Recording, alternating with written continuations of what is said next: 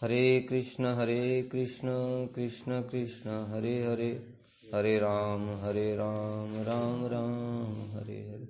हमारे परम आराध्यतम परम गुरुदेव नित्य लीला प्रविष्टोम विष्णुपाद अष्टोत्तर सत श्री श्रीमद् भक्ति प्रज्ञान केशव गोस्वामी महाराज जी का आविर्भाव दिवस है। उनकी हम लोग कुछ महिमा श्रवण कीर्तन करेंगे। एक समय 1915 में जो उनकी बुआ जी हैं श्री सरोज वासिनी देवी और एक प्रियतमा देवी, दो बुआ जी थी उनकी, वो श्रील प्रभुपाद जी की शिष्या थी। तो गौर जन्मोत्सव के उपलक्ष्य में वो नवद्वीप आए थे। उसी समय विनोद बिहारी ब्रह्मचारी वो भी पहली बार श्रील प्रभुपाद जी के दर्शन करने के लिए आए थे। तो वहां पर कई दिन तक कथा कीर्तन हुआ, परिक्रमा हुई, सब कुछ हुआ। उसके पश्चात में भी वो 2-3 दिन तक वहां मठ में ही रहे। मठ में रहने के पश्चात में श्रील प्रभुपाद एक दिन हरि कथा कर रहे थे और मतलब 3-4 लोग ही बैठे हुए थे बस। तो उस समय जो सरोज वासिनी देवी थी, उनकी बहन दूसरी प्रियतमा देवी और विनोद बिहारी ब्रह्मचारी भी थे और 2-4 लोग और होंगे। तो प्रभुपाद अपने मन की भावना व्यक्त कर रहे थे कि मेरी इच्छा है कि मैं सारे मठ में, सारे भारतवर्ष में ऐसे गौड़ी मठों की स्थापना करूं और प्रिंटिंग प्रेस की स्थापना करूं, पत्रिका का प्रकाशन करूं, धाम की परिक्रमा निकालूं। इस प्रकार से उन्होंने अपनी हार्दिक इच्छा व्यक्त की। यह सुनकर के जो उनकी शिष्या हैं श्री सरोज वासिनी देवी, जो कि हमारे परम गुरुदेव की बुआ जी थी, उन्होंने पूछा, प्रभुपाद आपकी इच्छाएं तो बहुत सुंदर हैं, बड़ा सुनकर के हृदय में आनंद हो रहा है, किंतु आप ये बताइए कि आपका ये जो मठ है, इसी मठ में अभी तो देखते हैं कि चलाने के लिए लोग नहीं है। मतलब 1-2 लोग हैं, कौन मंदिर में कांसर बजाएगा, कौन घंटा बजाएगा, कौन आरती करेगा, 2-3 लोग ही हैं यहाँ पर सेवा करने के लिए। तो अगर आपने इतने सारे मठ बना दिए और इतनी सारी जो चीजें आप कह रहे हैं, तो इन सबकी व्यवस्था कौन संभालेगा? उसी समय श्रील प्रभुपाद ने विनोद बिहारी की तरफ इंगित करते हुए बोला था, ये विनोद बिहारी सब कुछ संभालेगा। तो कहने का तात्पर्य क्या हुआ कि श्रील प्रभुपाद ने तो उसी समय घोषणा कर दी थी कि ये जो विनोद बिहारी है, यही मेरे जो प्रचार कार्य है, जो मैं महाप्रभु की इच्छा को पूर्ण करने के लिए ये सारे कार्य करना चाहता हूं, इन सब का दायित्व तो विनोद बिहारी के ऊपर ही है। क्योंकि श्रील प्रभुपाद राधा जी के निज जन हैं, उनकी कोई भी बात ऐसे हल्के में नहीं है, वो सब गुरुत्वपूर्ण बातें हैं। और वैसे भी शास्त्र में कहा गया है कि भगवान को, गुरु को, शास्त्र को कोई भी व्यक्ति अपनी बुद्धि से समझ नहीं सकता। नायमात्मा प्रवचनेन लभ्यो न मेधया न बहुना श्रुतेन यमे वै सविणते तेन लभ्य तस्यै आत्मा विवृणते तनुम स्वाम। जिसको वो वर्ण कर लेते हैं, उसमें ही शक्ति का संचार कर देते हैं और उसमें शक्ति का संचार करके फिर उसी के सामने उनका जो हृदय है वो प्रकाशित होता है। जैसे अभी अंतरंग, वो अंतरंग कैसे बनता है? अपने आप इतनी किसी में भी शक्ति नहीं है कि वो गुरु, वैष्णवों या भगवान के हृदय में घुस जाए जबरदस्ती। इस जगत में तो जबरदस्ती चल सकती है, लेकिन जहां पर चिन्मय बात आती है वहां पर कोई जबरदस्ती तो चल नहीं सकती। इसलिए फिर क्या कर सकते हैं, तो उनकी सेवा करके उनको प्रसन्न कर सकते हैं। फिर वो क्या करेंगे, वो हमको वर्ण कर लेंगे और जैसे ही वो वर्ण करते हैं, कृपा करते हैं, साथ ही साथ वो हृदय में अपने प्रवेश का अधिकार भी प्रदान कर देते हैं।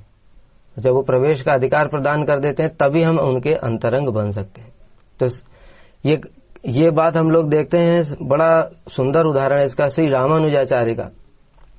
उनके जो गुरु रूप में उन्होंने वर्ण करना चाहते थे श्री यमुनाचार्य जी को, और यमुनाचार्य जी ने किंतु रामानुजाचार्य को पहले ही वर्ण कर लिया था।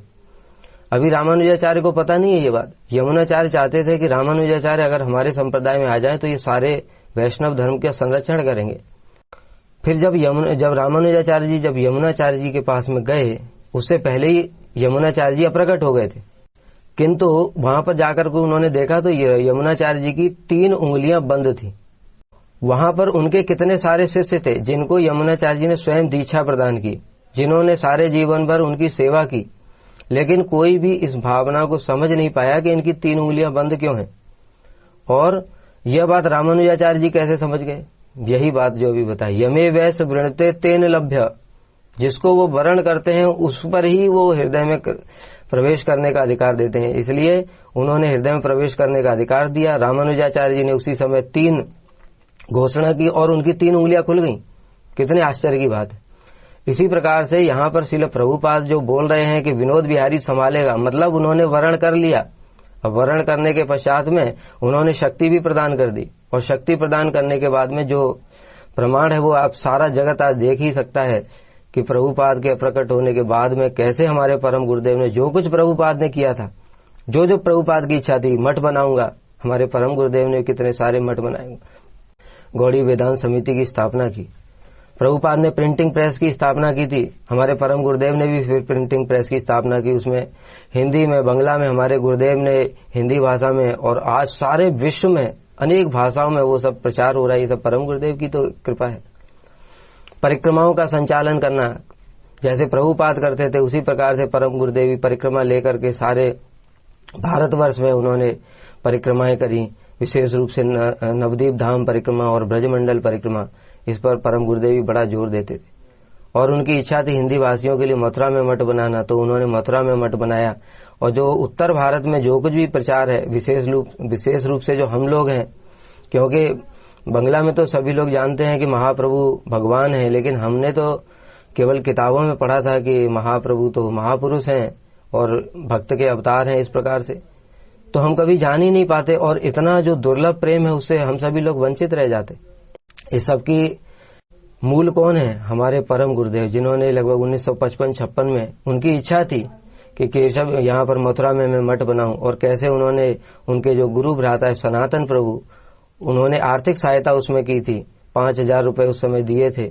और उस समय फिर उन्होंने वो मथुरा में एक धर्मशाला थी, उस धर्मशाला को ही खरीद करके उसी में फिर विग्रह प्रतिष्ठा की थी कि राधा चिंता निवेशन। तो उस विग्रह प्रतिष्ठा महोत्सव में परम गुरुदेव ने इसकी व्याख्या की थी कि हमने यहाँ पर, क्योंकि ब्रज में भी आप देखेंगे तो श्याम वर्ण के ही कृष्ण हैं और राधा जी तो गौर वर्ण की हैं, तो फिर लोग समझ ही नहीं पाएंगे और कुछ कुछ बातें करेंगे।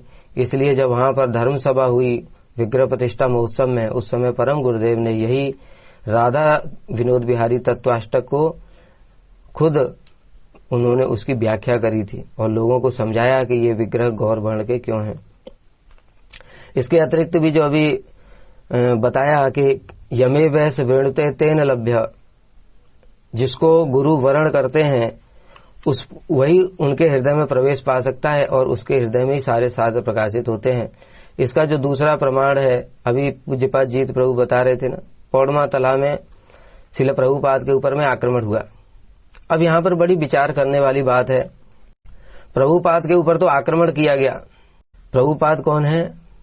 राधा रानी की नयन मणि मंजरी है और महाप्रभु के भी पार्षद हैं, उनके निज जन हैं। अब विचार करो कि एक हमारे जो भक्त हैं अम्बरीश महाराज, अभी साधक ही हैं, उनके ऊपर में जब दुर्वासा ऋषि ने कृत्या छोड़ी थी तो उस समय क्या हुआ? भगवान ने सुदर्शन को छोड़ दिया, कृत्या को जला करके भस्म कर दिया और उसके बाद में दुर्वासा ऋषि के पीछे सुदर्शन पड़ गए। दुर्वासा ऋषि ब्रह्मा जी के पास गए, शिव जी के पास गए, सबके पास में गए, बैकुंठ में भी चले गए, किंतु उनको कहीं भी आश्रय नहीं मिला और उल्टा उनको डांट करके फटकार करके सबने भगाया कि तुमने भक्त के चरणों में अपराध किया है, तुम्हारा कहीं पर भी आश्रय नहीं हो सकता। और अंत में उन्होंने उनको अम्बरीश महाराज जी के चरणों में आकर के क्षमा याचना करनी पड़ी। अब तो बताए ना, अम्बरीश महाराज एक साधक हैं और श्रील प्रभुपाद कौन है? राधा जी के निज जन हैं, उनके पार्षद हैं, महाप्रभु के पार्षद हैं। तो क्या महाप्रभु उनके लिए आक्रमण करने देंगे? क्या कृष्ण कुछ भी नहीं करेंगे? ये सब चीजें ही विचार करने वाली है। वास्तव में ये लीला है। कैसी लीला? श्रील प्रभुपाद स्वयं अपने निज सेवक श्री विनोद बिहारी ब्रह्मचारी की गुरु निष्ठा को जगत में प्रकाशित करने के लिए ये लीला कर रहे हैं। बाह्य रूप से देखा जाए तो बहुत सारे विचार हैं, लेकिन आंतरिक रूप से यही है। और परम गुरुदेव भी इस बात को कई बार कहते थे कि जो गुरु वर्ग हैं वो भी अपने सेवक की सेवा निष्ठा को प्रकाशित करने के लिए कई बार इस प्रकार की लीला करते हैं। और जैसे हम लोग दूसरा भी उदाहरण देखते हैं, श्रील वामन गोसाई महाराज जी। श्रील वामन गोसाई महाराज जी को परम गुरुदेव ने जेल के अंदर से मंत्र दिया। ऐसा कभी सुना जाता है क्या? तो यहाँ पर भी ये श्रील वामन गोस्वामी महाराज जी को वो दिखा रहे हैं कि ये हमारे निज जन हैं, और फिर उन्होंने किस प्रकार से उन्होंने भी तन मन प्राण दे करके हमारे परम गुरुदेव की सेवा करी। तो इसलिए हमारे परम गुरुदेव का बड़ा वैशिष्ट्य है कि वो प्रभुपाद के निज जन हैं और उनके बारे में बड़ी बड़ी सुंदर सुंदर बातें हैं। कैसा अभी प्रभु जी ने बताया कि गृह त्याग किया, उसके बाद में गौर किशोरदास बाबा जी महाराज जी की कृपा हुई। गृह त्याग के विषय में भी एक बड़ी विशेष बात है कि परम गुरुदेव एक समय 1915 में तो उनका हरि नाम हो गया था, फिर उसके बाद में वो घर वापस आ गए, घर आकर के अध्ययन इत्यादि करने लगे।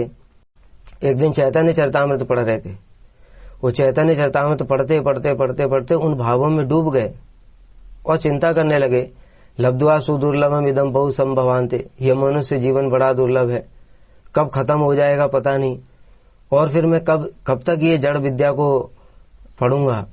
इसलिए उन्होंने फिर विचार कर लिया कि इस जड़ विद्या में कुछ भी नहीं रखा है, जो महाप्रभु ने जिस प्रेम धर्म की शिक्षा दी है उसी के लिए हमको चेष्टा करनी चाहिए।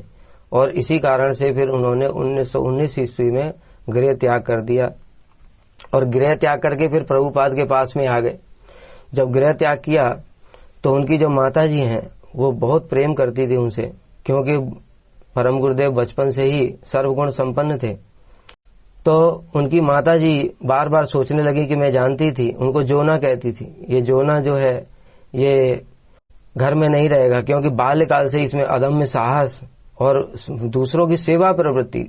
साधु बनने के लिए क्या होना चाहिए, साधु का कोई भी स्वार्थ नहीं होता है, दूसरों की निष्काम भाव से सेवा प्रवृत्ति जो वो देखती थी, अदम्य साहस, लीडरशिप, ये सब गुण देख करके उनको चिंता रहती थी ये बात कि कहीं परम गुरुदेव संन्यास ना ले ले।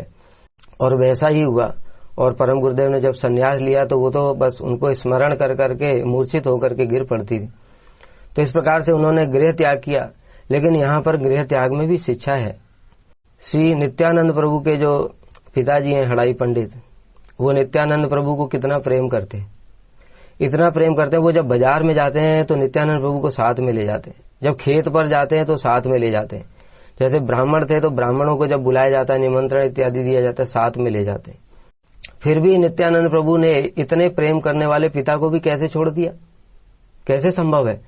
अरे भगवान तो कहते हैं ये यथा माम प्रपद्यन्ते तांस ततः भजाम्यहम्।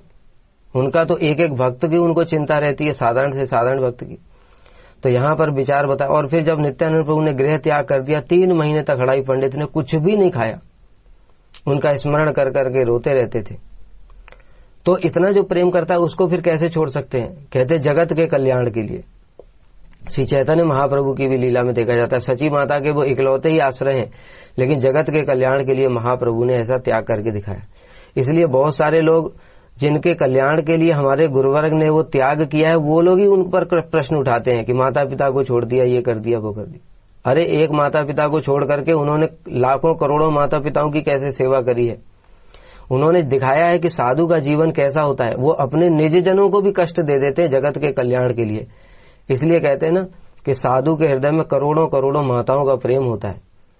तो इतना जो प्रेम करने वाली माता है, उनको भी हमारे जैसे बद्ध जीवों के लिए उन्होंने त्याग कर दिया। अगर वो गृह त्याग नहीं करते, संन्यास नहीं लेते, तो आज हम कहाँ पड़े होते? नाली के कीड़े कहीं पड़े हुए होते। किस प्रकार से महाप्रभु कौन है ये भी नहीं जान पाते। तो इसलिए हमारे जैसे जगत के जो बद्ध जीव हैं उन पर कृपा करने के लिए उनका इस प्रकार से गृह त्याग इत्यादि लीला है। फिर जब 1919 में उनकी गौर पूर्णिमा के दिन में दीक्षा हुई, दीक्षा के बाद में श्रील प्रभुपाद जी ने उनको दीक्षा मंत्र प्रदान किए। उसके बाद में परम गुरुदेव आए और परम गुरुदेव ने आकर के प्रभुपाद से पूछा कि प्रभुपाद मुझे आप गुरु मंत्र प्रदान कीजिए। तो यह सुन करके तो प्रभुपाद थोड़ा सोच में पड़ गए। उसके बाद में श्रील परम गुरुदेव बोले कि प्रभुपाद क्या गुरु मंत्र प्राप्त करने के लिए किसी दूसरा गुरु करने की आवश्यकता है क्या? क्या गुरु मंत्र कहीं और से लेना पड़ेगा क्या? इस बात में आप मुझे मेरी प्रश्न का समाधान कीजिए। तो प्रभुपाद यह सुनकर के बड़े प्रसन्न हुए और प्रसन्न होकर के उनको गुरु मंत्र प्रदान किया। ये पहली बार जो विनोद बिहारी ब्रह्मचारी को ही उन्होंने गुरु मंत्र प्रदान किया था। उसके पश्चात में श्रील प्रभुपाद जिसको भी फिर दीक्षा देते थे उसको फिर गुरु मंत्र इत्यादि प्रदान करते थे। और प्रभुपाद के जो भी शिष्य हैं वो जब भी उनको हाथ जोड़ करके प्रणाम करते थे तो श्रील प्रभुपाद भी हाथ जोड़ करके उनको प्रणाम करते थे। जो भी शिष्य लोग प्रणाम करते थे प्रभुपाद को तो प्रभुपाद भी हाथ जोड़ करके प्रणाम करते थे और बोलते थे दासो अस्मि, अर्थात मैं दास हूँ। बड़ी शिक्षाएं हैं सब चीजों में, परंतु समय का अभाव है इसलिए उसको शॉर्ट में ही बता रहे हैं। तो कैसा महापुरुषों का अभिमान होता है कि मैं किसी का गुरु नहीं हूँ, मेरा स्वरूप क्या है, गोपीर भर्तु पद कमलियोर दास दासान उदासा। किस प्रकार से श्रील प्रभुपाद उस दास अभिमान में प्रतिष्ठित थे कि कोई उनको प्रणाम भी कर रहा है तो कहते थे दासो अस्मि, मैं दास हूँ, और ऐसे नमस्कार करते। तो विनोद बिहारी ब्रह्मचारी उनको फिर सामने से प्रणाम नहीं करते थे। देखो हम लोग क्या है, दिखा दिखा करके प्रणाम करते कि देखो मैं आपका सम्मान करता हूँ ना, मैं आपको प्रणाम कर रहा हूँ, लेकिन क्योंकि गुरु हमको उल्टा प्रणाम करेंगे तो इसलिए ये ठीक नहीं है, इसलिए छुप करके प्रणाम करते थे। जो वैष्णव लोग होते हैं ये वैष्णवों का लक्षण है। श्री त्रिविक्रम गोस्वामी महाराज जी, हमारे गुरुदेव के जो बाहर में पादुका रखी रहती थी कच्छ के बाहर में, वो कच्छ के बाहर में पादुका को जब कोई नहीं देखता था तो जाकर के साष्टांग प्रणाम कर लेते। हमारा जो प्रणाम है वो भी दिखावा है, वो हम वास्तव में हमारी उनके वैष्णवों के प्रति श्रद्धा ही नहीं है, क्योंकि जब वो कुछ आदेश देते हैं तो उसको तो हम मानते नहीं है और रोज प्रणाम करते हैं। ये प्रणाम करना हुआ नहीं हुआ, लेकिन हमारे परम गुरुदेव का देखो ये वास्तविक प्रणाम है कि प्रभुपाद मुझे उल्टा प्रणाम करेंगे, इसलिए वो छुप करके ही प्रणाम करते थे, क्योंकि दिखाने के लिए उनका प्रणाम नहीं है, उनका प्रणाम मतलब है वास्तविक शरणागति। तो इस प्रकार से परम गुरुदेव पूर्ण शरणागत थे। और प्रभुपाद ये सब बातें जानते, प्रभुपाद तो अंतर्यामी है, राधा जी के निजजन है, उनसे क्या बात छुपी है, तो इसलिए वो सब बातें जानते थे। इसीलिए प्रभुपाद जब भी किसी को बोलते थे, संबोधन भी करते थे तो आप कह करके बोलते थे, लेकिन जो परम गुरुदेव हैं उनको प्रभुपाद तू या तू ही कह करके बोलते थे। इससे भी समझ में आता है कि वो प्रभुपाद को कितना स्नेह करते थे। और जो परम गुरुदेव है वो स्वयं ही ये बातें बताते हैं कि कई बार जो प्रभुपाद जिनको स्नेह करते थे वास्तव में उनको स्नेह नहीं किया, उनको वो सारी वस्तुएं दे करके उनकी वंचना कर दी। लेकिन वो लोग सोच रहे प्रभुपाद हमको इतना प्रेम करते, हमको ये वस्तु देते वो वस्तु देते, और परम गुरुदेव को शासन करते थे, डांट लगाते थे, कोई भी जरा जरा सी गलती पर भी डांट लगाते थे। तो जैसा कि बताया हम लोग कैसे हैं, हम लोग बाह्य चीजों को ही देखते हैं। इसी कारण से बहुत से लोग सोचते थे कि विनोद बिहारी को तो प्रभुपाद ज्यादा सम्मान नहीं करते हैं, ज्यादा प्रीति नहीं करते हैं, लेकिन ये दूसरे लोग हैं, इनको खूब पैसे देते हैं, खूब प्रीति करते हैं, इनको कभी डांटते भी नहीं है। लेकिन परम गुरुदेव कहते थे नहीं, ये बात ठीक नहीं। ये बात श्री चैतन्य चरितामृत में भी वर्णन है। जब श्री चैतन्य महाप्रभु ने सनातन गोस्वामी को प्रेम किया और जगदानंद पंडित को डांट लगाई, जगदानंद पंडित जी ने जब श्री सनातन गोस्वामी को उपदेश दिया कि आप वृंदावन वापस चले जाओ, तो महाप्रभु ने उनके ऊपर शासन किया, वो जगह कल का छोकरा तुमको शिक्षा देता है। तो सनातन गोस्वामी क्या कहने लगे कि प्रभु आप मुझे तो प्रेम करके मेरी वंचना कर रहे हैं, और जो जगदानंद है उनको शासन करके उनको वास्तविक प्रेम कर रहे हैं। तो हम डांटते किसको हैं? जिसको अपना समझते हैं, जिसको हम सुधारना चाहते हैं, और जिसको अपना नहीं समझते उसको हाँ ऊपर ऊपर से प्रेम का अभिनय करते हैं, और यही वंचना मात्र है। तो इस प्रकार से श्रील परम गुरुदेव को प्रभुपाद कितना प्रेम करते थे इसका एक और भी प्रमाण मैं देता हूँ। एक बार जब परम गुरुदेव ठाट बाट से रहते थे, जमींदारी इत्यादि का कार्य देखते थे, कोर्ट कचहरी का काम देखते थे, ये सब देख करके, और अधिकतर उनकी जो क्रियाएं हैं वो कैसी हैं बताए ना, वैष्णवे चरित्र सदा पवित्र किंतु वैष्णवे चिन्हते पारे न देवीर शक्ति। वैष्णव का चरित्र तो सदा पवित्र है, लेकिन देवता भी उसको समझ नहीं सकते, तो बद्ध जीव कैसे समझेंगे। इसलिए बहुत सारे जो लोग हैं वैष्णव लोग, उनकी इस प्रकार की जो बाह्य क्रियाएं हैं, सांसारिक क्रियाएं, उनको देख करके ऐसा सोचते थे कि ये जो विनोद बिहारी है ये तो जागतिक कार्यों में ही बड़ा कुशल है, और भक्ति और परमार्थिक कार्य जैसे हरि नाम करना, कथा कीर्तन करना, इन सब चीजों में इनकी कोई रुचि नहीं है। इस प्रकार से उनका भावना थी प्रभु श्रील परम गुरुदेव के प्रति। तब एक बार क्या हुआ, दिल्ली मठ में ब्रह्मचारियों ने इस विषय में प्रभुपाद को एक पत्र भी लिखा था कि विनोद बिहारी तो इस प्रकार से हैं और उनके पास में भक्ति के अंगों का पालन करने की कोई फुर्सत ही नहीं है। तो श्रील प्रभुपाद ने जो शब्द बोले थे एज इट इज, मैं पढ़ करके सुनाता हूं श्रील प्रभुपाद ये सुनकर के बड़े असंतुष्ट हुए और उन्होंने कहा, विनोद बिहारी एक असाधारण गुरु निष्ठा संपन्न आदर्श वैष्णव है। देखो प्रभुपाद के अपने विचार है, यही वास्तव में जो बताया अभी कि परम गुरुदेव कैसे उनके अंतरंग हैं, यह इन शब्दों में सब कुछ लिखा हुआ है। क्योंकि श्रील प्रभुपाद स्वयं ये बातें लिख रहे हैं, उनका एक एक शब्द बड़ा गुरुत्वपूर्ण है। एक आदर्श असाधारण गुरु निष्ठा संपन्न आदर्श वैष्णव है। असाधारण गुरु निष्ठा संपन्न, जैसे कि अभी बताया प्रभु जी बता रहे हैं ना, प्राण दे करके गुरु सेवा करना। और गुरु सेवा करने के लिए देखो ये आदर्श असाधारण गुरु निष्ठा क्या है। जैसे हम लोगों को गुरु जी कुछ भी आदेश देते हैं, भजन करो, कीर्तन में बैठो, कथा में बैठो, हरि नाम करो, हम लोग करते हैं। अगर हमको गुरु जी बोलते हैं जाओ तुम कोर्ट कचहरी में जाओ, फिर क्या होगा? अगर गुरु जी हमको बोले जाओ वहां पर झगड़ा करना है, हम क्या बोलेंगे? लो ये झगड़ा करने के लिए मठ में आए थे क्या? इसके लिए घर बार छोड़ा, नौकरी छोड़ा, सब कुछ छोड़ा, यहाँ झगड़ा करेंगे आकर के? कोर्ट कचहरी के चक्कर लगाने के लिए, तारीख पे तारीख करने के लिए हमें मठ में आए क्या? तो इस प्रकार से फिर हमारे लिए मान लो एक बार किसी प्रकार से बुद्धिपूर्वक कर भी लिया, बुद्धिपूर्वक, अरे गुरु की आज्ञा है, गुरु की आज्ञा नहीं मानेंगे तो अपराध हो जाएगा। एक बार कर लिया, दो बार फिर रोज रोज करना पड़ेगा, फिर क्या होगा? लेकिन जिनका सारा जीवन ही देखो कैसा है, यहाँ पर जमीन, वहां पर जमीन, यहाँ पर जैसे मुसलमानों से जो चंद्रशेखर भवन था उस पर मुसलमानों ने कब्रिस्तान बना दिया था। श्रील परम गुरुदेव ने क्या किया, रात ही रात में जाकर के वहां से कब्रों को शिफ्ट कर दिया और वहां पर बड़े बड़े पेड़ लगा दिए और रात ही रात में उसके चारों ओर बाउंड्री भी बना दी, दीवार बना दी। और जब सुबेरे लोगों ने देखा, मुसलमानों ने जाकर के तो पुलिस में शिकायत कर दी और पुलिस ने उनके खिलाफ में केस कर दिया। पुलिस में केस कर दिया तो पुलिस आई और विनोद बिहारी ब्रह्मचारी को फिर बुला करके पूछताछ करी। तो उन्होंने फिर कहा कि देख लीजिए आप, यहाँ पर तो कोई भी चिन्ह नहीं है इस प्रकार का जो है जो कब्रिस्तान का, यहाँ पर तो पेड़ हैं और इतने बड़े बड़े पेड़ कोई एक रात में थोड़ी होते हैं। उन्होंने पहले से उसके लिए तैयारी करी हुई थी, वो पेड़ों को उगाया था एक एक साल से पहले और फिर उन पेड़ों को एज इट इज उखाड़ करके वहां पर लगा दिया और सारा पानी से भर दिया जिससे पता ही न चले क्या है, और दीवार भी रात ही रात में बना दी। तो इस प्रकार का काम अगर करना पड़ेगा तो फिर उसमें कौन हाथ डालेगा? एक दिन टेंशन लेगा, 2 दिन टेंशन लेगा, फिर क्या कहेगा, गुरुजी आपको प्रणाम है, हम जा रहे हैं घर, आप अपना माला पकड़ो, हम खुद भजन कर लेंगे घर में। इसलिए कह रहे हैं असाधारण गुरु निष्ठा संपन्न, ये कार्य किसी दूसरे के बस की बात ही नहीं है। श्रील भक्ति प्रमोद पुरी गोस्वामी महाराज जी का हम लोग लेख कल ही परसों में आया था, उसको पढ़ रहे थे कि कैसे वो कह रहे हैं कि जो उन्होंने कार्य किए वो किसी दूसरे के लिए बिल्कुल ही असंभव है। श्री गौर किशोर दास बाबा जी महाराज जी की समाधि का स्थानांतरण, चलो उखाड़ करके एक जगह से दूसरी जगह शिफ्ट कर दिया, ये इसमें कोई बड़ी बात नहीं है, वो दूसरे भी कर सकते हैं। किंतु फिर उसके बाद में केस हुआ, जितने भी बाबा जी संप्रदाय के लोग थे, बाबा जी लोग जो गौर किशोर दास बाबा जी महाराज के अपने आप को शिष्य बोलते थे, शिष्याभिमानी, उन सब लोगों ने केस कर दिया।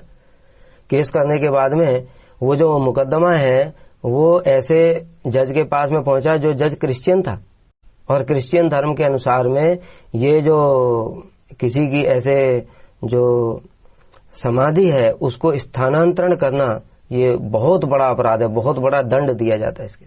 तो जज ने पूरा डिसाइड कर लिया था कि इनको दंड दिया जाएगा, ये पूरा उसने डिसीजन ले लिया था।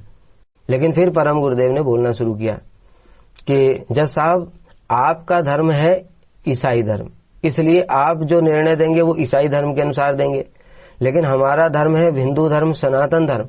उस सनातन धर्म में किसी विशेष परिस्थिति में समाधि को स्थानांतरण करने की नियम है, इसलिए आप अपने नियमों को हमारे ऊपर कैसे लगा सकते हैं। तो इस प्रकार से जब उन्होंने तर्क दिया तो और जो अपोजिशन पार्टी के जो वकील थे, यहाँ तक कि जज भी हैरान रह गया और उन्होंने शास्त्र के प्रमाण दिए। तो कोई वकील और कोई जज भी इस प्रकार की बातें नहीं सोच सकता, जैसे कि परम गुरुदेव ने तर्क और प्रमाण दिए और उसके बाद में फिर जज को उनको छोड़ना पड़ा। तो ये जो कार्य है ये साधारण नहीं है, यही है असाधारण गुरु निष्ठा संपन्न।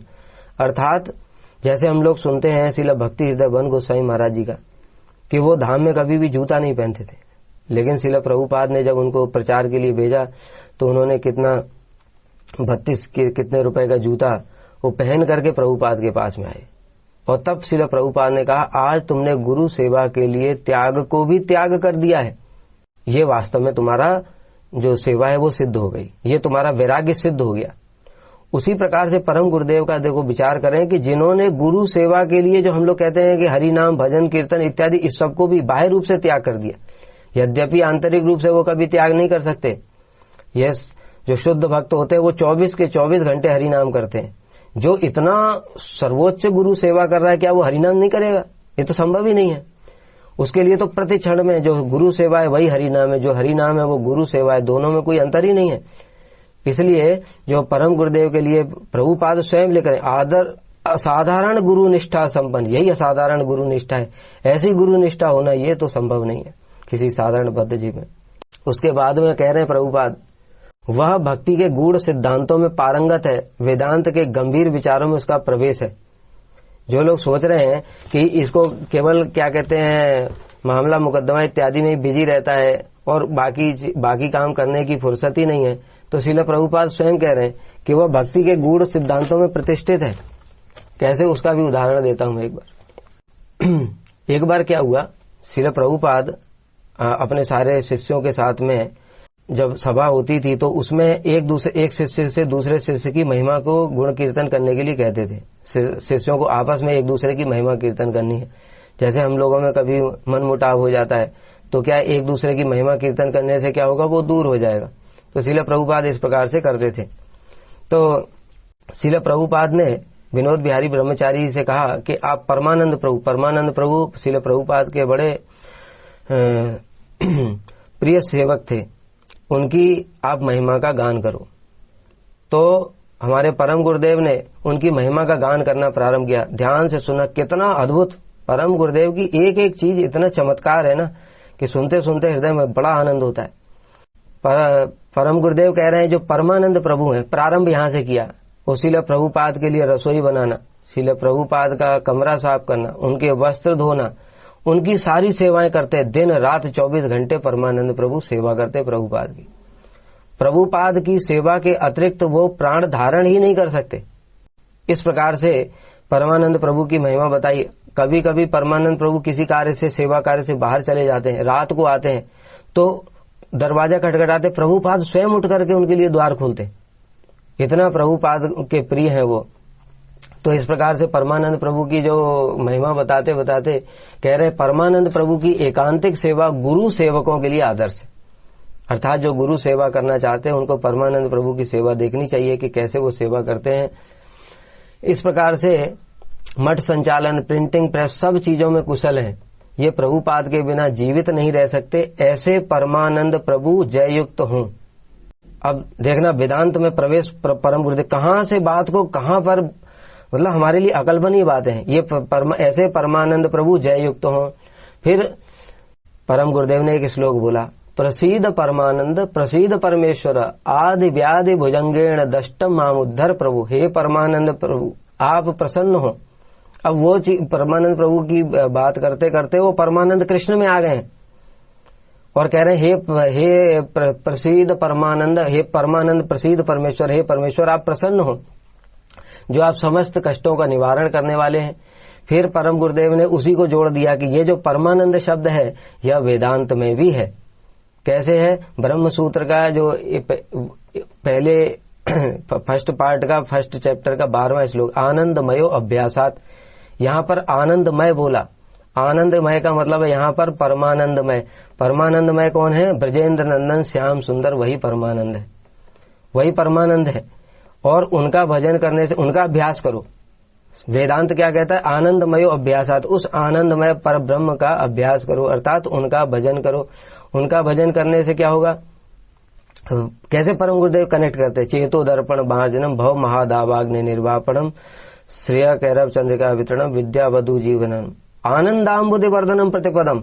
यहाँ पर भी आनंदाम्बुदे वर्धन, आनंद का जो सागर है अर्थात परमानंद का सागर, वो प्रतिक्षण वर्धित होगा और हृदय जो तन मन है वो पूर्ण रूप से उसमें स्नान करके कृतार्थ हो जाएगा। तो इस प्रकार से वेदांत में परमानंद की बात है। फिर आनंदम ब्रह्म, उन्होंने इतने सारे वेदांत के सूत्र बोल दिए, हमको तो एक भी सूत्र याद नहीं है। और जो परम गुरुदेव है वो बोलते ही जा रहे हैं कि जो ब्रजेंद्र नंदन श्याम सुंदर की सेवा है वो परमानंद भी कैसे प्राप्त होगा। कह रहे हैं अनुकूलेन कृष्णानुशीलनम भक्तिरुत्तम, अर्थात अनुकूल भाव में जब हम कृष्ण की सेवा करेंगे तभी हमको परमानंद प्राप्त होगा। और उन्होंने सारी बातें उसमें कवर कर दी कि अगर कोई अपने स्वार्थ के लिए भगवान की पूजा करता है तो क्यों परमानंद नहीं होता उसको, और परमानंद कैसे होगा। मतलब भक्ति रसामृत सिंधु जोड़ दिया, वेदांत सूत्र जोड़ दिया, पुराण जोड़ दिया, भागवत शिक्षाष्टक सब कुछ जोड़ दिया उन्होंने परमानंद में। यह बात सुनकर के तो श्रील प्रभुपाद इतने आनंदित हो गए कि उन्होंने खुद जाकर के अपने वेदांत के ग्रंथों को लेकर के आए और वेदांत के ग्रंथों को ला करके परम गुरुदेव को दिया। और परम गुरुदेव को दे करके प्रभुपाद स्वयं कह रहे हैं, देखो कह रहे हैं प्रभुपाद कह रहे हैं तुम मनोयोग पूर्वक इनका अध्ययन करो, मैं किसी और में वेदांत के प्रति रुचि नहीं देखता। वेदांत बताए ना, सूत्र है संस्कृत के, इतना कठिन है, समझ में ही नहीं आएगा। आनंदमय अभ्यासात ये बोलने से हमारे जो परम गुरुदेव बोलते जा रहे हैं हमको क्या इतना समझ में आ सकता है, समझ में ही नहीं आ सकता। तो इसलिए वेदांत भक्ति ग्रंथ है, प्रभुपाद स्वयं प्रमाणित वेदांत भक्ति ग्रंथ है। और परम गुरुदेव ने व्याख्या भी कैसी करी, भक्ति की। इसलिए इसका प्रचार करना, प्रभुपाद का बस एक बार हृदय की बात उनको पता चल जाए उसके बाद वो अपना तन मन प्राण दे करके उसको पूर्ण करने में लगे रहते। और यही कारण है कि हमारे परम गुरुदेव ने जब मूल मठ छोड़ा उसके बाद में गौड़ी वेदांत समिति की स्थापना की। और गौड़ी वेदांत समिति की स्थापना करने के बाद जो सन्यास दिया, सन्यास का टाइटल रखा भक्ति वेदांत। कारण क्या है, प्रभुपाद ने बोला है वेदांत भक्ति है। लोग सोचते हैं वेदांत का मतलब ज्ञान है, ये बिल्कुल गलत है। और परम गुरुदेव ने सारे जीवन पर इस बात का खंडन किया कि जो है जो ब्रह्म है वो ज्ञानमय है, ब्रह्म तो पूर्ण परमानंदमय है। तो इस बात की उन्होंने स्थापना की। तो इस प्रकार से जो प्रभुपाद के एक एक शब्द देखो परम गुरुदेव के जीवन में कैसे चरितार्थ होता है कि वेदांत के गंभीर विचारों में उसका प्रवेश है, उसमें भजन के प्रति अति उत्साह, हरि गुरु वैष्णव की प्रीति के लिए अखिल चेष्टा परायणता एवं सर्वस्व त्याग की भावना है। एक एक शब्द प्रभुपाद का देखो परम गुरुदेव के जीवन में एज इट इज चरितार्थ होता है।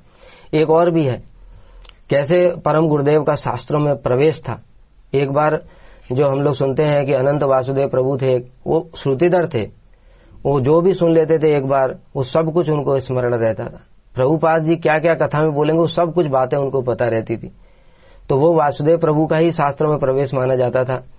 और हमारे परम गुरुदेव के प्रति लोगों की क्या भावना थी, अभी जैसा बताया, जमीन जायदाद, कोर्ट कचहरी, मुकदमा, ये सब सांसारिक विषय। एक बार परम गुरुदेव बैठे हुए अपनी भजन कुटी में पढ़ रहे थे, उसी समय अनंत वासुदेव प्रभु आ गए और वो वासुदेव प्रभु ने पूछा कि तुम क्या पढ़ रहे हो। तो उन्होंने बोला कि मैं तत्व संदर्भ पढ़ रहा हूं। तो उन्होंने तत्व वो किताब उनके हाथ से ले ली, वो थोड़ा सीनियर थे उनसे, तो किताब लेकर के और फिर पूछते हैं तुमको कुछ इसमें समझ में भी आता है। परम गुरुदेव कुछ नहीं बोले। फिर उन्होंने पूछा तो उन्होंने कहा कि आप इस ग्रंथ में से जहां से जो कुछ भी पूछना चाहते हैं आप पूछ लीजिए। ये बात परम गुरुदेव का जैसे शास्त्र में कैसा प्रवेश था, जब भी कोई उनके शिष्य क्वेश्चन पूछता था तो परम गुरुदेव कहते थे, कई सारी अलमारियां थी, 1 2 3 4 ऐसे करके, वो कहते चौथी अलमारी में तीसरी रैक में जाकर के 5वें नंबर का ग्रंथ खोलो और वहां पर इतने पेज पर जाकर के पढ़ लो। इतना उनका शास्त्र में प्रवेश था। लेकिन वही है कि उन्होंने जब समय आया केवल तभी प्रकाशित किया, हमारी तरह नहीं कि वो सब समय अपना पांडित्य प्रकाशित करते रहे, क्योंकि उनके अंदर कोई प्रतिष्ठा की कामना ही नहीं है। सब कुछ उनका प्रभुपाद की सेवा के लिए, प्रभुपादगत प्राण है वो। तो इसलिए उन्होंने जब पूछना शुरू किया प्रमाण क्या है, प्रमेय क्या है, संबंध अभिधेय प्रयोजन क्या है, सब कुछ परम गुरुदेव धड़ाधड़ बताते चले गए।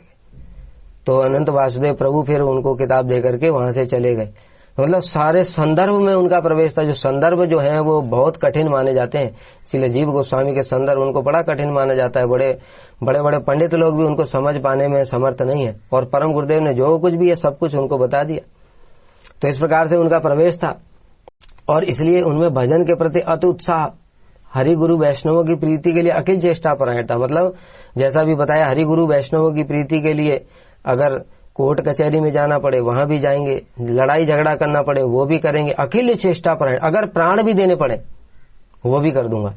इसीलिए परम गुरुदेव ने जाकर के प्रभुपाद के सन्यास के कपड़ों को खुद ले लिया और जाकर के प्रभुपाद को सफेद कपड़े पहनाकर, अपने कपड़े पहना करके और उनको मठ में वापस भेज दिया। अखिल चेष्टा परायणता, सब कुछ करेंगे प्रभुपाद की सेवा के लिए, और सर्वस्व त्याग की भावना है।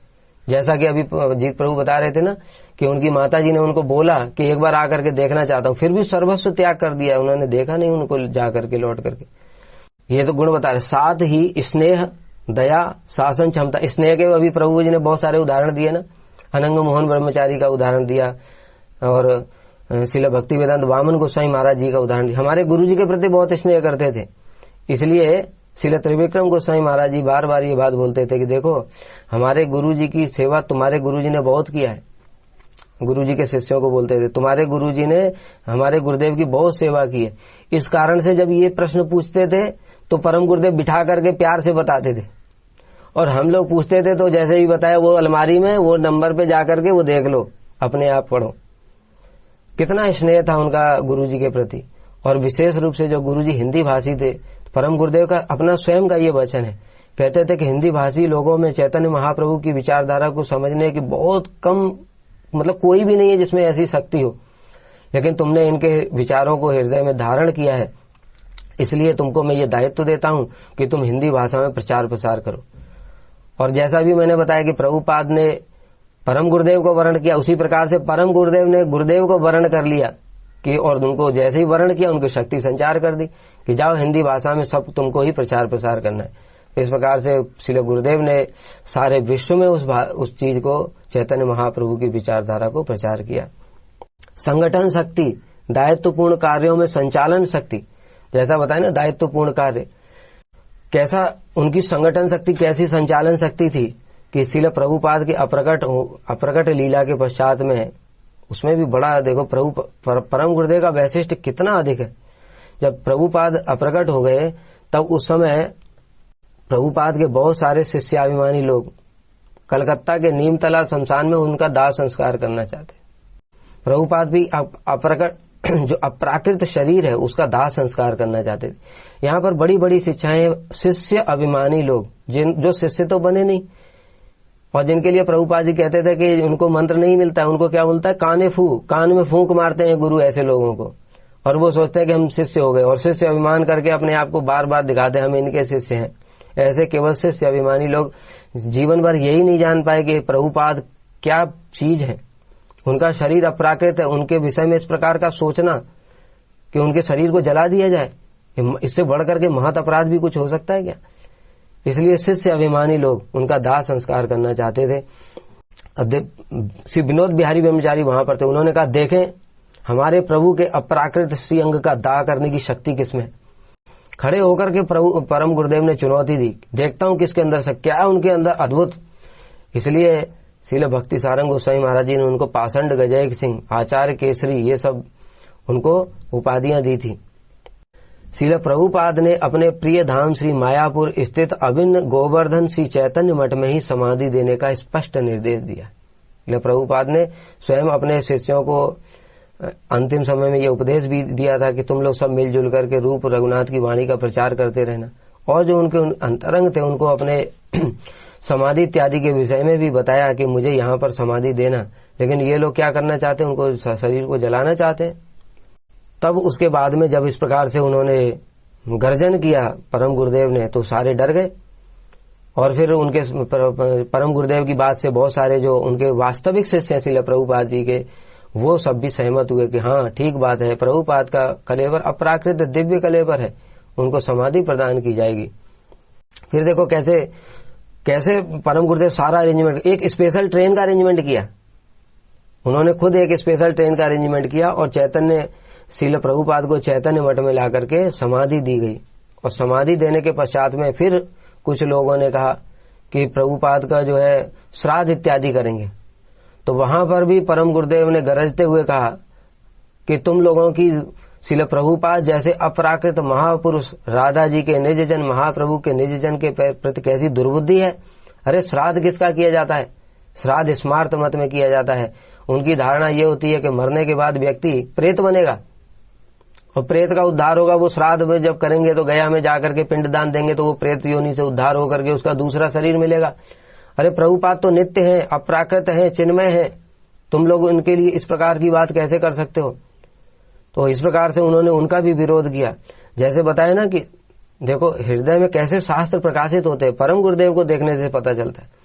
कभी तो वो पढ़ते हुए दिखते नहीं, सारा जीवन उन्होंने मामला मुकदमा कोर्ट कचहरी बाहर के काम में ही लगे रहे। फिर एक एक चीज उनको कैसे पता है? जो वहां पर इतने सारे और भी लोग तो थे, उनमें से किसी ने ये सब बातें क्यों नहीं बोली? ये परम गुरुदेव का यही वैशिष्ट है, अद्भुत चरित्र है उनका। तो ऐसे करके जब उन्होंने गर्जन किया तो सब चुप हो गए। और फिर उन्होंने कहा कि वैष्णव विधि के अनुसार में क्या होता है, वैष्णव उत्सव होता है, इसलिए विरह महोत्सव होगा। और विरह महोत्सव में विरह की भी उन्होंने परिभाषा बताई। विरह का मतलब होता है वे रह, वे माने विशेष रूप से, रह माने मिलन। अर्थात विरह महोत्सव का मतलब है कि जो श्रील प्रभुपाद हैं, अभी उन्होंने यहां से तो अप्रकट लीला की है, लेकिन तो दूसरी जगह उन्होंने फिर प्रकट लीला भी कर दी। अर्थात वो राधा जी के निज जन है, राधा जी की सेवा में वो फिर से चले गए हैं। तो इसलिए ये महोत्सव है।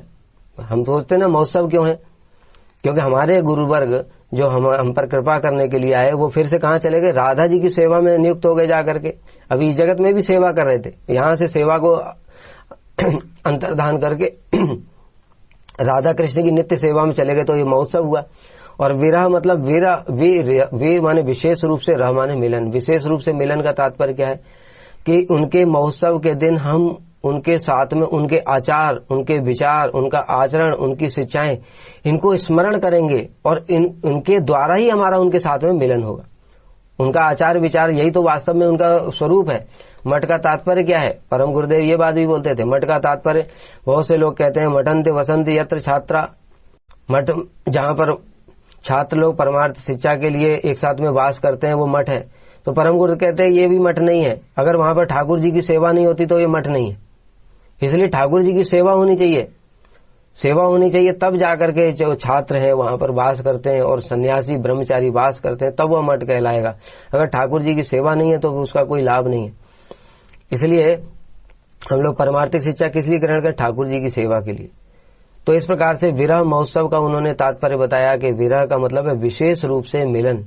जो उन्होंने जीवन भर अपने आचरण करके शिक्षाएं दी हैं, हम उनको स्मरण करके उनके साथ में उन हृदय में धारण करें, यही हमारा उनके साथ में मिलन है। उनके साथ में घूमते रहे 30 साल 40 साल 50 साल, ये मिलन नहीं है।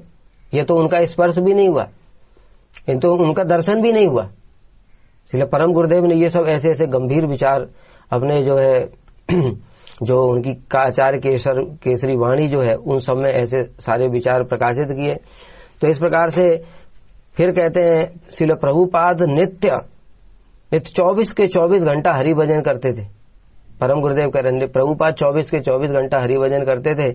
एक अजामिल था, उसका भी एक नामाभास से उद्धार हो गया था, और हम लोग प्रभुपाद के लिए श्राद्ध करना चाहते हैं। इससे बढ़कर के दुर्भाग्यपूर्ण बात क्या हो सकती? अरे एक नामाभास से अजामिल का उद्धार हो गया था, और प्रभुपाद 24 के 24 घंटा हरि भजन करते हैं, शुद्ध नाम करते हैं, महाप्रभु के पार्षद हैं, और उनके लिए हम श्राद्ध करना चाहते हैं।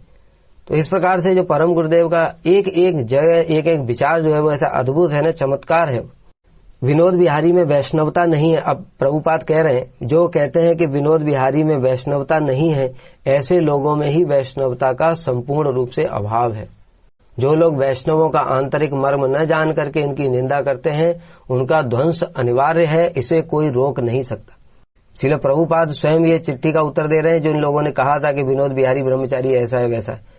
प्रभुपाद स्वयं क्या कह रहे हैं? जो उनका आंतरिक मर्म न जान करके, अर्थात परम गुरुदेव ये जो कुछ भी कर रहे हैं, जो बाहर से जो दिख रहा है, उनका आंतरिक मर्म क्या है? प्रभुपाद की सेवा, गुरु सेवा, गुरुगत प्राण है वो। तो गुरु के लिए जो कुछ भी करना पड़े वो मैं करूंगा, यही वास्तव में सेवा है। इसलिए इनकी आंतरिक चीज को न जानकर केवल बाह्य चीजों को देखते हैं, वो खुद ही वैष्णव नहीं है, और इनका निश्चित रूप से पतन होगा। ये ऐसे वैष्णवों की निंदा करते हैं। यह बात श्रील प्रभुपाद ने स्वयं गुरु जी परम गुरुदेव के लिए बोली है। और जब इस प्रकार से उन्होंने बोला था, उस समय वहां पर एक श्रील प्रभुपाद जी के शिष्य थे श्री नरोत्तमानंद ब्रह्मचारी, वहां पर दिल्ली मठ में सेवा करते थे। उन्होंने जब ये पत्र पढ़ा, तब से उनके परम गुरुदेव के प्रति बड़ी श्रद्धा उत्पन्न हो गई थी, और इसी कारण से बाद में श्रील प्रभुपाद के प्रकट होने के बाद श्री नरोत्तमानंद ब्रह्मचारी ने हमारे परम गुरुदेव के साथ में ही आ गए थे गौड़ी वेदांत समिति में। बाद में उनका संन्यास का नाम हुआ था श्री भक्ति कमल मधुसूदन गोस्वामी महाराज। इस प्रकार से श्रील परम गुरुदेव के महिमा को स्वयं प्रभुपाद ने ही बताया था। और मामला मुकदमा जैसा अभी बताया ना, प्रभुपाद जो कह रहे हैं कि जो वैष्णवों के आंतरिक मर्म को न समझ करके केवल बाह्य चीज को देखते हैं। अब आंतरिक मर्म देखो, परम गुरुदेव का क्या मतलब कैसा कैसा उनका भावना है, हमारी कल्पना से भी परे की बात है। एक बार क्या हुआ कि कृष्णनगर में एक सभा हो रही थी। कृष्णनगर में एक सभा हो रही थी, वहां पर वकील, बैरिस्टर, जज, सब कोर्ट कचहरी के बहुत सारे लोग उपस्थित थे, पुलिस के लोग सब थे।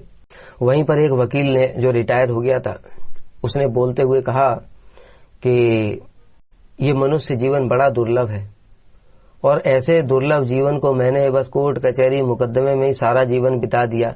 मेरा जीवन तो यूं ही व्यर्थ चला गया। अब बुढ़ापे में मुझसे कैसे भजन होगा, समझ में नहीं आ रहा। इस प्रकार से वो बोला, बड़ा निराशापूर्ण होकर के। यद्यपि उसने तो ठीक ही बोला, कोई गलत नहीं है इसमें। कम से कम बुढ़ापे में भी अगर ये बात समझ में आ जाए तो बड़ी बात है। फिर और सारे लोगों ने भाषण दिया। फिर परम गुरुदेव का नंबर आया तो परम गुरुदेव सबने बोल लिया। उसके बाद में जब परम गुरुदेव का नंबर आया तो परम गुरुदेव ने ऐसा अद्भुत भाषण दिया जो बताया ना, किसी की भी कल्पना से परे की बात। परम गुरुदेव कहते हैं कि शास्त्र में भी मामले मुकदमे का वर्णन है और मामला मुकदमा के द्वारा ही हरि गुरु वैष्णवों की सर्वोत्तम सेवा की जा सकती है। बताओ ये बात हमारे कैसे समझ में आएगी? मामला मुकदमा हम क्या समझेंगे, तो हरिभजन में बाधक है। और परम गुरुदेव क्या कह रहे हैं? मामला मुकदमा के द्वारा ही हरि गुरु वैष्णवों की सर्वोत्तम सेवा की जा सकती है। अब उन्होंने उस बात को कहां से जोड़ा है, इस बात को ध्यान दो। परम गुरुदेव कह रहे हैं, एक बार कृष्ण अपने स्वभाव के अधीन है, इसलिए राधा जी को छोड़ करके चंद्रावली के पास चले गए। राधा जी की सखियां उन्हें किसी प्रकार से लेकर के चंद्रावली के यहां से आईं और राधा जी के कोर्ट में पेश किया उनको। राधा जी के कोर्ट में पेश किया उनको और उनसे कहा, माफी मंगवाई। अपराध उन्होंने स्वीकार किया कि हाँ मैंने अपराध किया, आगे से ऐसा नहीं करूंगा। तो उन्होंने कहा हमें तुम्हारी बात पर बिल्कुल भरोसा नहीं है, इसलिए लिखित में दो। उनसे लिखवा लिया गया कि आगे से मैं कभी ऐसा नहीं करूंगा। उनका साइन ले लिया गया। अब क्या है, कृष्ण तो बेचारे मजबूर हैं अपनी आदत से। फिर कुछ दिन के बाद में फिर चंद्रावली के पास में चले गए। तो इधर से जब ऐसा कोई जैसे लिख करके देता है कोई मुजरिम कि अब मैं ऐसा नहीं करूंगा, और अगर उसको वो वायलेट करता है तो जज क्या करता है, फिर ऑर्डर पेश करता है, जाओ पुलिस वालों पकड़ करके लाओ उसको। तो इधर से कोर्ट से ऑर्डर, राधा जी के कोर्ट से ऑर्डर पास किया गया कि जाओ कृष्ण को पकड़ करके लेकर के आओ। और वो चिट्ठी साथ में, वो चिट्ठी पे साइन है कृष्ण के। वो लेकर के उनकी सखियां जाती हैं और कृष्ण को दिखाया जाता है। अब जैसे बंदी को बांध करके लाते हैं ना, ऐसे सखियों के साथ में लज्जित होकर के गर्दन झुका करके, जैसे होता है ना बंदी चोर जैसे ऐसे गर्दन झुका करके रहता है, ऐसे झुका करके गर्दन आए कृष्ण को पकड़ करके लेकर के आती हैं और ला करके फिर उनको वो दिखाया जाता है कि तुमने अपने जो ये बात है इसको नहीं माना, इसलिए तुमको सजा दी जाती। तो कृष्ण हाथ जोड़ करके सबसे क्षमा मांगते हैं और अपनी गलती को स्वीकार करते हैं। इस प्रकार से जो सखियां हैं वो कोर्ट कचहरी मामला मुकदमा के द्वारा कृष्ण और राधा जी का मिलन कराती हैं। ये सबसे बड़ी सेवा है। सखियों का, मंजरियों का और क्या सेवा होती है? राधा कृष्ण का किस प्रकार से मिलन कराया जाए, यही तो उनकी सबसे बड़ी सेवा है। तो इस प्रकार से परम गुरुदेव का विचार मतलब अचिंत्य है कि कोर्ट कचहरी मामला मुकदमा के द्वारा भी जो इनकी सबसे अधिक सेवा की जा सकती है, जो राधा कृष्ण की सबसे अधिक सेवा की जा सकती है।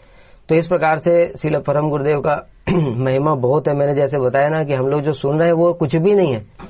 जब इनको एक एक चीज पढ़ते हैं तो उस पर पढ़ करके फिर जब चिंतन करते हैं तो लगता है चमत्कार है, कैसा उनका जीवन है, कैसा उनका अद्भुत चरित्र है। इसी के साथ में मैं श्रील परम गुरुदेव के चरणों में पुनः पुनः अनंत कोटि दंडवत प्रणाम करते हुए प्रार्थना करता हूं कि उनकी जो गुरु भक्ति है, जो गुरु निष्ठा है, उसका एक अंश भी अगर मेरे हृदय में आ जाए तो उनकी तिथि का पालन करना और सारा जीवन ही कृतार्थ हो जाएगा और सफल हो जाएगा। इसी के साथ वाणी को विराम देता हूं।